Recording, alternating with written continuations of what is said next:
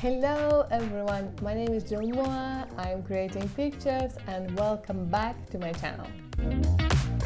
First of all, thank you so much again for being here on my channel, from my creative process, from all of my ups and downs.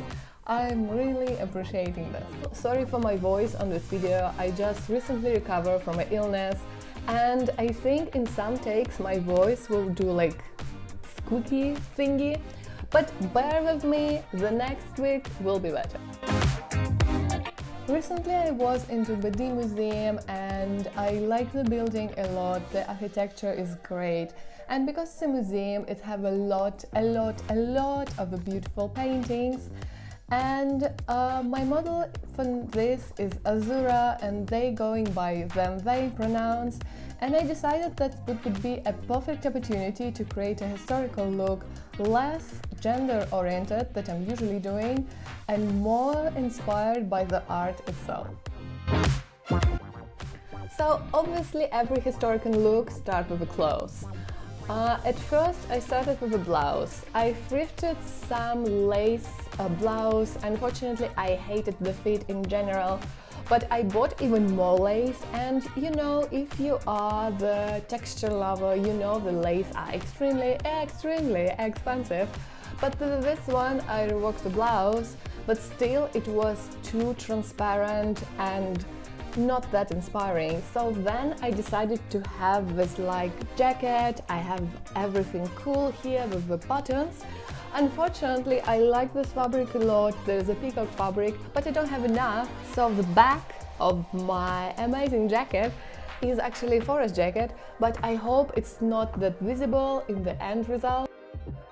So I thrifted the dress and I cut the skirt. Because I wanted to have the big and very long voluminous sleeves, I cut all the skirt and make 2 sleeves out of the all material.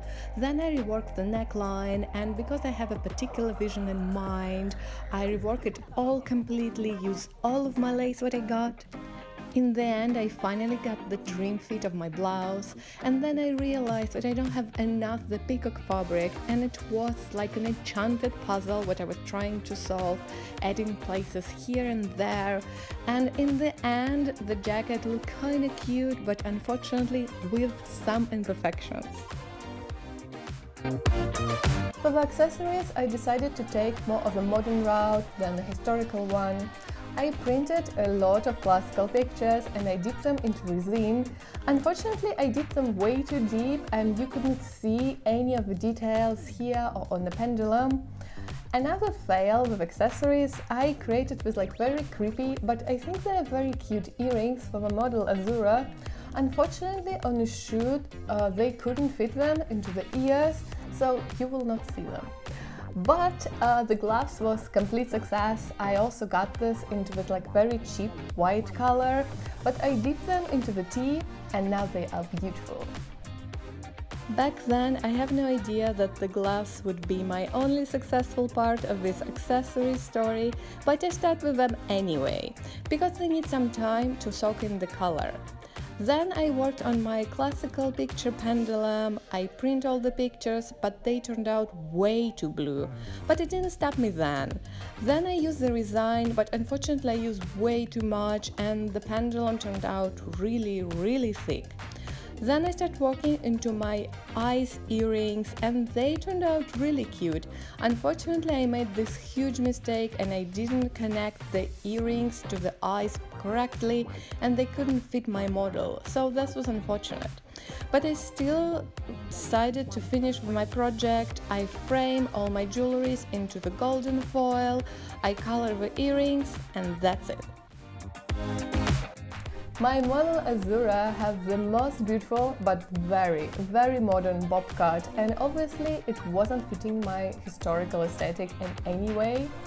So I curled the hair into like small curlies, I fixed it with the bobby pins, and then I painted this with acrylic paint. I use special acrylic paint that's supposed to go on a human skin and hair. For example, this one from Creolan is very safe to use. So be very cautious if you use something like this. Make sure that it's supposed to use the way you want to use it. So the makeup, obviously we gone to this like very fair skin, very deep eyes, very dramatic black eyebrows and very cute but red lips. As usually I start with the hair because it's the most time consuming part of the whole look. Then actually we made this like very white skin. We created this an amazing dark intensive eye, very dramatic eyebrows, and then actually added a lot of shine because I want to have this like vampire skin effect. Then actually we created the most smallest but very cute red lips, but the most effective part was the coloring azure hair with a hairspray.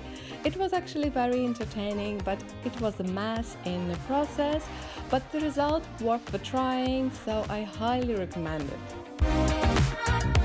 In my apartment I have this like blue background, I roll it behind my model and I used one of my blue lights to create this like color effect, starting from a deep blue, going to the more lighter shade of blue. And obviously I need to light up my model, so I used this like huge active box, and basically that was the set for my shoot. For all of my models before the shoot, I send them the mood board, and all of my models know what I expect from them by the posing, of the mood, of everything, and Azure wasn't the exception. They did an amazingly good job and I'm really proud of them. Unfortunately, the day before, my model Azure had an accident and they burned their hand, and in some pictures when they're using both hands you can see the bandage on their hand, so I need to retouch this with the lace of the blouse, but the rest was perfect. By the way, it's a complete lie because I forgot, then I zoomed the picture, I realized I didn't like the bobby pins, so actually I spent a chunk of my time retouching the bobby pins in the hair. Then actually I also realized that my blue background wasn't wide enough for the pictures, so I also spent some time to correcting this, but for the rest, yes, it was amazing, the color was vibrant, the skin was a perfection, so the editing was quite easy, except the bobby pins. They were the nightmare, definitely. The end pictures come out really beautiful, Azure looking breathtaking. I like the vibes of the pictures, it's kind of timeless. So obviously it's a historical inspired, but in the same time it's very modern.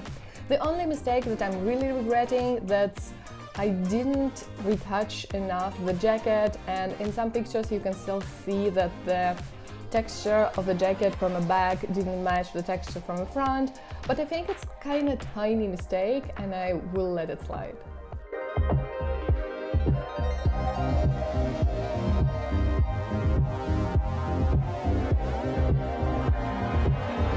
Thank you so much again for watching my video, for following through my photography journey, and I hope I will see you next Tuesday.